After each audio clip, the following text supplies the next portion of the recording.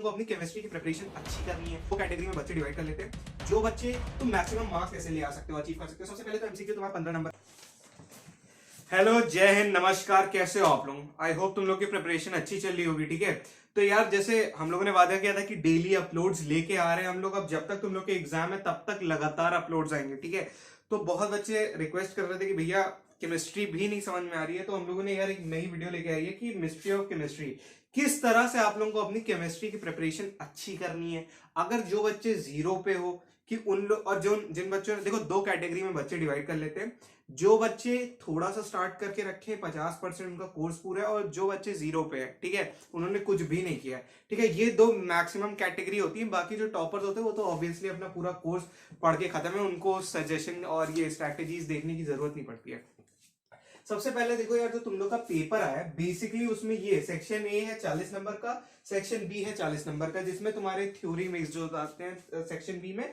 तो उसको कैसे करना है उसके लिए एक अलग वीडियो लाऊंगा। सबसे पहले अभी समझो कि सेक्शन ए में तुम मैक्सिमम मार्क्स कैसे ले आ सकते हो, अचीव कर सकते हो। सबसे पहले तो एमसीक्यू तुम्हारा 15 नंबर का होगा, तुम स्पेसिमेन को गो थ्रू किए होगे।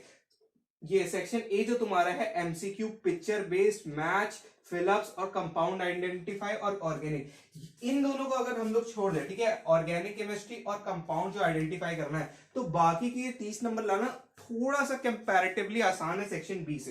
क्योंकि सेक्शन बी में बहुत चीजें ऐसी होती हैं कि बहुत सारे स्कूल में टीचर्स समझा नहीं पाते हैं किस तरह से इक्वेशन बैलेंस करनी है, किस तरह से चीजों को, मतलब बहुत सारे ऑर्गेनिक नहीं समझा पाते, तो उसमें चीजों में दिक्कत हो जाती है बच्चों को। तो इसलिए मैं कह रहा हूं कि यहाँ पे जो है ना, तुम 40 में से एटलीस्ट अपने 30 मार्क्स स्कोर कर लो। ठीक है, एटलीस्ट 30 मार्क्स स्कोर कर लिए तो तुम्हारे 40% तुम्हारी प्रिपरेशन ऑलरेडी हो गई कि भैया हाँ, ये सब अगर तुम लोग को ये चीज आती होगी ना, तो ये इन चीजों में तुमको 20 मिनट भी नहीं लगेगा, मैक्सिमम तुम्हारा 20 मिनट में ही पूरा काम हो जाएगा बहुत आराम से। ठीक है, अब इसको किस तरह से करना है, किस तरह से करना है, ये मैं तुमको बताता हूं।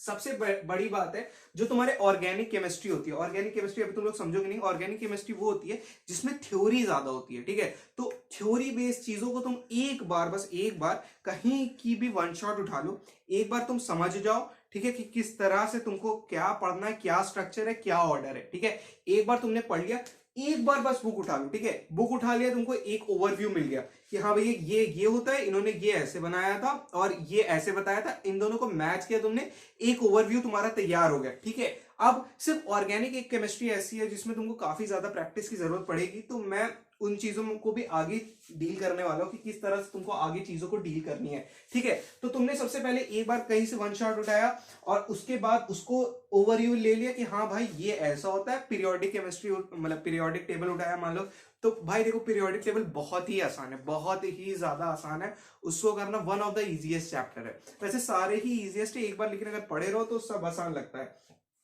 तो क्या होता है, सबसे पहले तुमने थ्योरी बेस्ड चैप्टर उठाया, उसका वन शॉट देखा और उसके बाद तुमने चैप्टर्स पढ़ डाले। नोट्स अगर तुम्हारे पास है तो वेल एंड गुड, अदरवाइज तुम एक अपनी बुक को ही रेफर कर सकते हो और उसके बाद 1-2 साल का पेपर देख सकते हो, क्योंकि बहुत ज्यादा पैटर्न चेंज होता है, हर साल पैटर्न चेंज होते आ रहा है।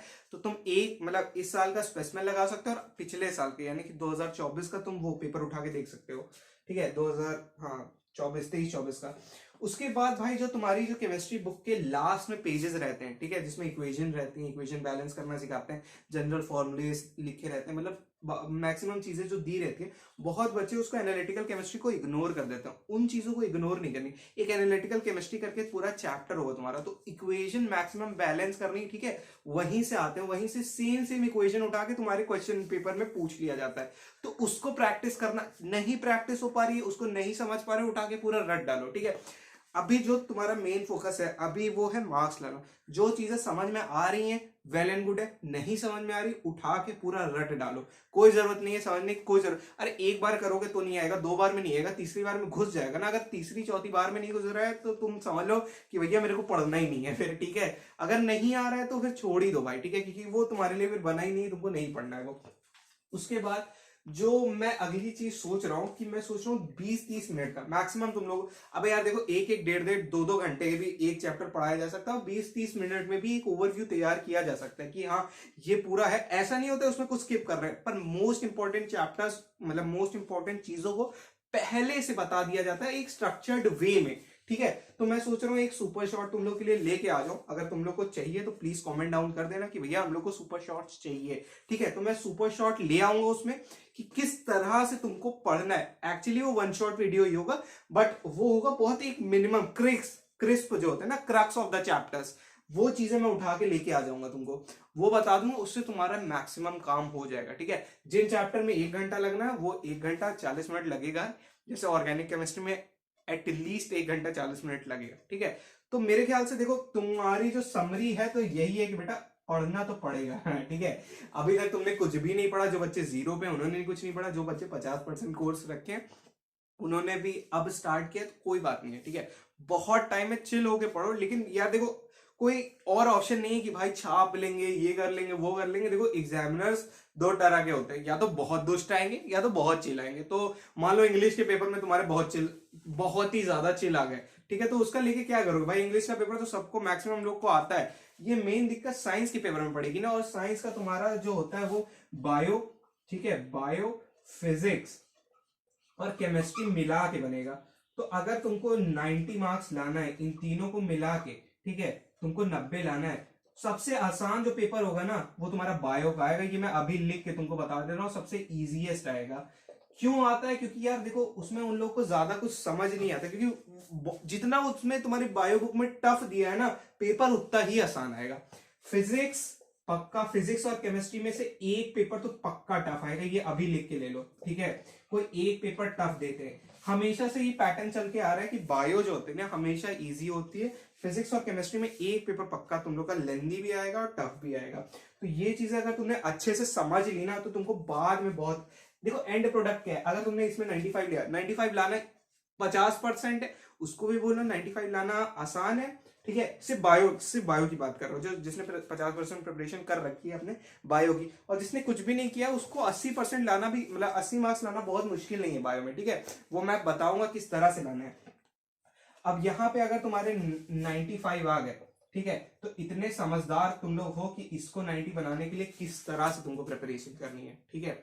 या तो तीनों में 90 ले आओ, या एक में 80 ले आओ, एक में पूरा 100 ही मार दिया कि भैया 100 ही ले आ जा रहे हैं, ठीक है। बाकी अपने हिसाब से देख लेना तुम लोग कि किस तरह से कोई एक चैप्टर, अगर कोई एक सब्जेक्ट तुम्हारा वीक है तो उसको किस तरह से कैरी फॉरवर्ड करना है हम लोग को, ठीक है।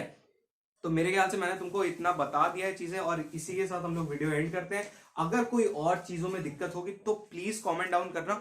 और मुझसे अगर आप लोग को पढ़ना है कि भैया आप बताओ, तो प्लीज कमेंट कर दो कि भैया आप इस चीज पे वन शॉट ले आओ, इस चीज पे सुपर शॉट ले आओ, इसके नोट्स तैयार करके हमको दे दो। तो मैं उसको जल्द से जल्द चीजें करने की कोशिश करता हूँ। प्लीज अपनी क्वेरी नीचे कॉमेंट कर दो, ठीक है। मैं भले रिप्लाई नहीं कर पाता हूँ क्योंकि मैं थोड़ा सा आलसी हूं, और अगर कोई चीज की जरूरत हो तो प्लीज मुझे बताओ। तुम्हारा बड़ा भाई जैसा हूं मैं, और अगर किसी चीज की जरूरत हो तो प्लीज मैं यहीं पे हूं। तब तक के लिए चिल रहो, ठीक है। और थोड़ा थोड़ा पढ़ते रहो, ठीक है। कि एकदम से एक दिन पहले पढ़ के यार देखो टॉप नहीं कर पाता है कोई भी। तो थोड़ा थोड़ा हल्का हल्का पढ़ते रहो, और ऐसे ही लगातार वीडियोस आती रहेंगे, हम आपको मोटिवेट करते रहेंगे। आप हमारे साथ रहिए। तब तक के लिए मिलते हैं जल्दी। Tata bye bye, see you.